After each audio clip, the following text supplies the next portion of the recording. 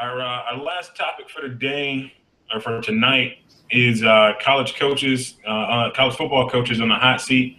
I had five guys that I think are either on the hot seat or worth discussing.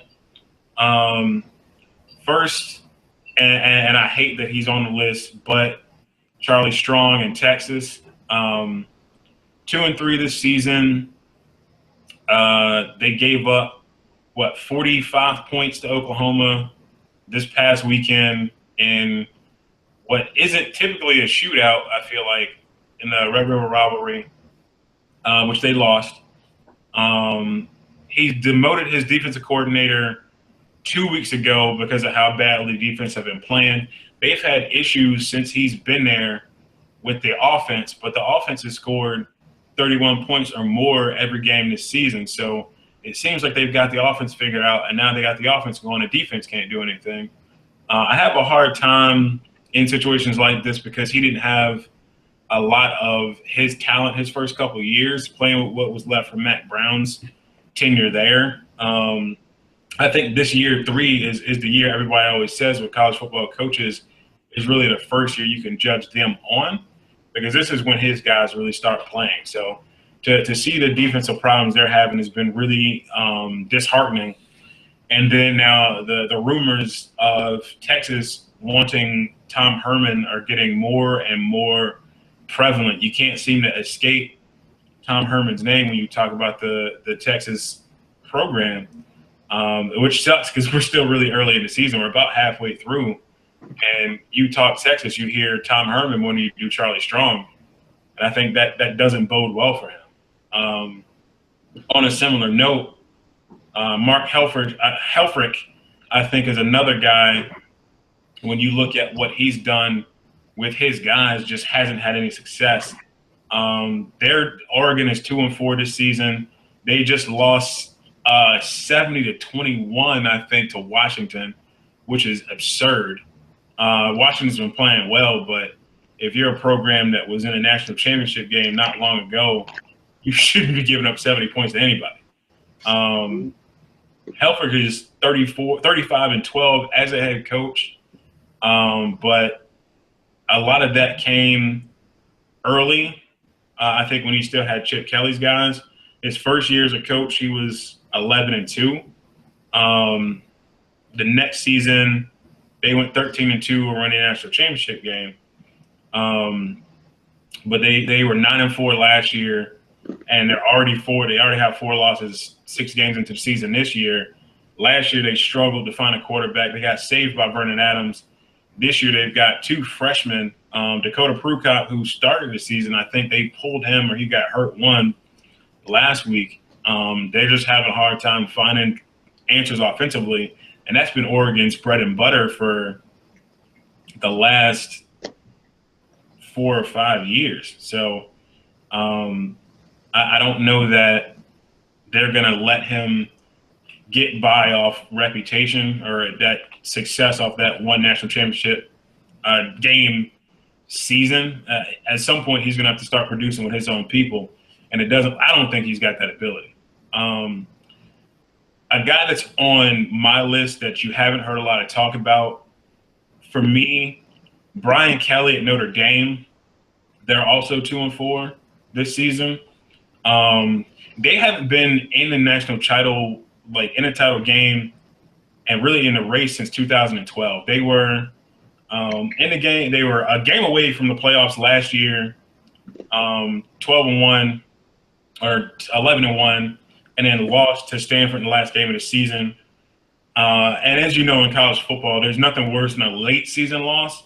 You can survive losing early in the season. You can't survive really losing late. They lost the last game of the season. That really knocked them out of the playoffs, but that was it. They were 8-5 the year before that, 9-4 the year before that.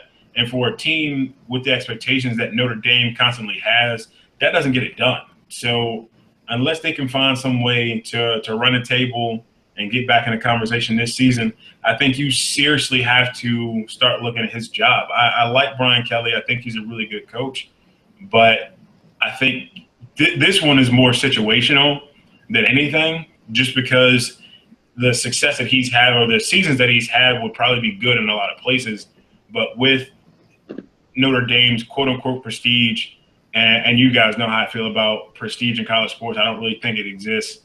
But with the history that program has had, they want to be in a national championship conversation every year, and they just have not been since really 2012, with the exception of one season.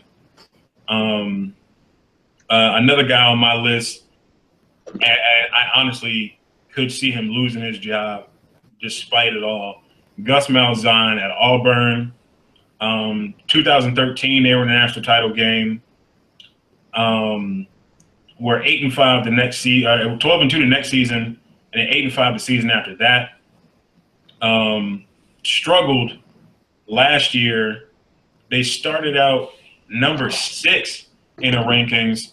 Their quarterback Jeremy Johnson was on the Heisman watch list. They had everything that you would thought they would need to destroy the world last season. Ended up 2-6 in the SEC and 7-6 total. He's got a 1-2 bowl game record in his short time at Auburn. His offense, I think, just it's not realistic. It's hard to scout. I mean, it's hard to recruit players because they don't understand what his offense really is, and it doesn't translate well to the NFL. So you've got a lot of guys I think they're missing out on just because of the positional ambiguity of his offense. And defensively, they haven't really been what they have been known for throughout the past. Like Auburn really, even back to the Tommy Tuberville days, have always been a defensive team. And he really seems to be lacking that right now. And I know he's always been an offensively focused guy, so that shouldn't be a surprise. But you're still going to have to, at some point in the SEC specifically, if you want to make waves, if you want to be in a national championship conversation, which is what Auburn has been numerous times over the last couple of years, you've got to make some stops, especially when you have to beat Alabama to make it into the playoffs. The last one on my list is one I think people aren't really talking about, but I've been really disappointed in Derek Mason at Vanderbilt. That team was almost consistently a 9-win team under James Franklin before he left for Penn State. Derek Mason came from Stanford and just has not had really any success there. 9-21 over his tenure there, 2-4 again this season, 4-8 last year, 3-9 his first year there with an 0-8 conference record, which, considering the way that team had been before he got there, I think just isn't acceptable. I think that's another program that wants to be relevant every year in and out, and they're not even close. With them looking like they're going in the wrong direction, I could honestly see him getting fired, and them trying to figure out another, not necessarily big name, but another SEC guy that could try to keep them going.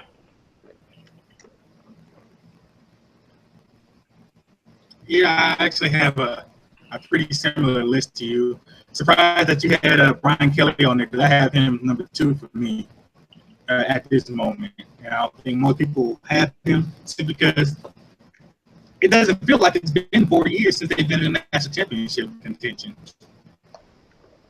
But when you said that, I was like, man, has it? And I thought about it, like, yeah, it's been that long. But this year, I think it's been more of they haven't looked good in their losses at all.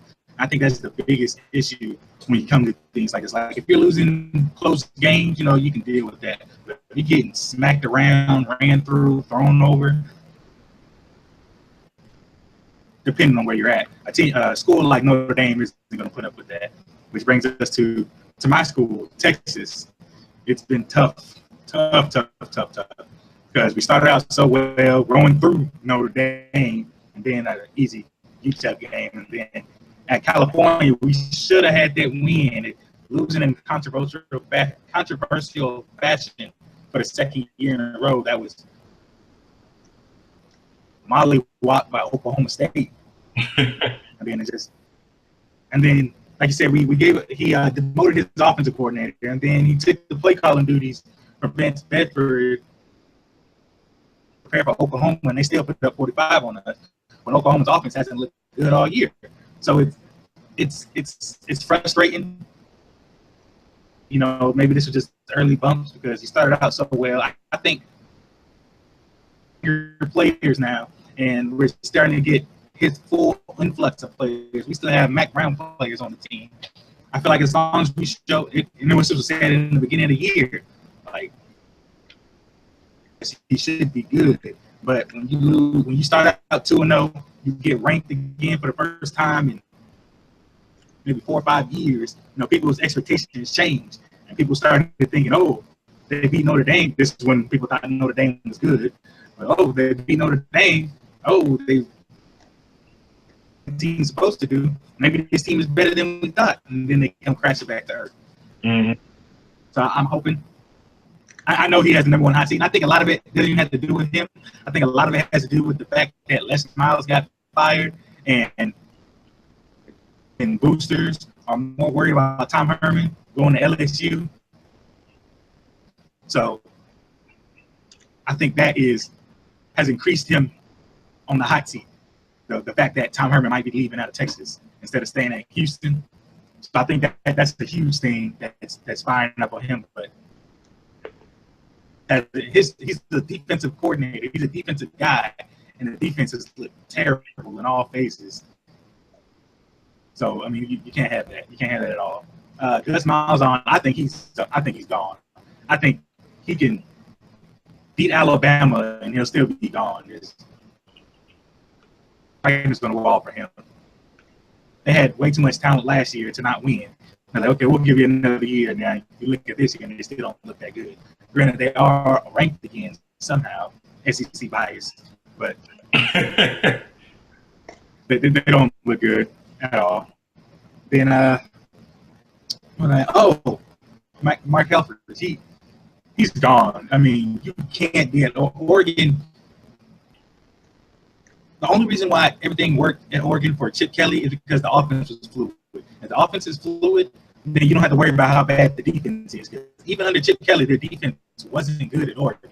And that's what got them in the national championship. They didn't have a defense that could contend.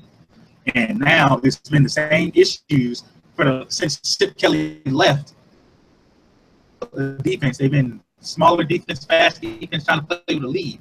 But when you don't have a quarterback, and then he's gone, and then you're stuck with Brendan Adams, who didn't get to play through the injury, and now you're stuck with 2 freshmen. The offense doesn't hum like it used to hum, but you still have that terrible defense. So now that the offense isn't moving the ball, now you're giving up 70 points a game and only scoring 21, even though Washington is legit. Mm-hmm. You don't give up 70 points.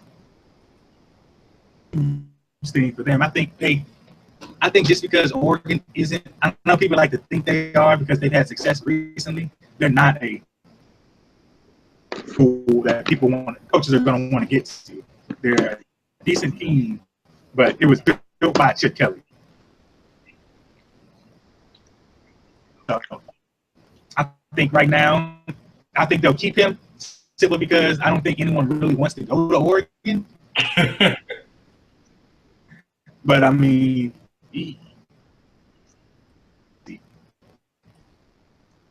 three are my 4. You know, Charlie is definitely number 1 because it's Texas. It's synonymous with football. Mm-hmm. Texas has been bad since 2009. So we got that little taste of being good again these first 2 games, and people want them out. So I mean, it is what it is. I'm damn happy. Speaking of hot seats, I am happy in time that A&M is winning, so Kevin Sumlin is off the hot seat. Because Sumlin's off the hot seat now. So, but yeah, there's a lot of hot seats. I think this before a couple of weeks ago about Les Miles getting fired. You shouldn't do that in the middle of the season. That takes away from everything. Yeah. You just keep them, all these coaches, you just reevaluate at the end of the year. Majority of these coaches, championship, they'll probably go to a lesser bowl game. One of those the mid-December bowl games against a scrub team, and then you evaluate from there. You have all off season, you know. Charlie, Mark, Brian, and Gus. Those are the 4 who are probably going to be gone. A little caveat in there as well this year. You would presume Georgia Tech typically is, considering they've been decent recruiting, but with Louisville looking a lot better than people thought, with Miami getting better, Clemson, Florida State, they've fallen by the wayside now. So, Yeah. and Jimbo might be on a hot seat if he keeps losing like he's been losing. I don't know if I necessarily think his job might be on the line, but I wonder if he'll be intrigued by the LSU opening more than anything. That would be interesting. Turner, you got any thoughts? I'm just interested in how the culture of college football and how some teams decide to give certain coaches longer leashes and other coaches shorter leashes. Like Charlie Strong. I trolled on Charlie Strong so much last year. I think he's a very good coach. I think he's an even better motivator, but it seems as though something's missing there. Like, I remember you saying, LRL, that he needed a chance to get his guys in there. But this is his 3rd year? Yeah. If I'm not mistaken. Where's the quarterback? I mean, like, I'm not being funny. That's not rhetorical. Like, I'm kind of serious. Like, if Tyrone Swoops is still starting, or is he still in the timeshare? I think a lot of people are excited about Buechele, however you say his last name. But, you know, like most freshmen, you know, you can't really depend on him to actually try to win a game by himself. He's still young. He might end up being pretty good, but right now he's, you know, an 18-year-old kid is out there playing college football on a huge stage.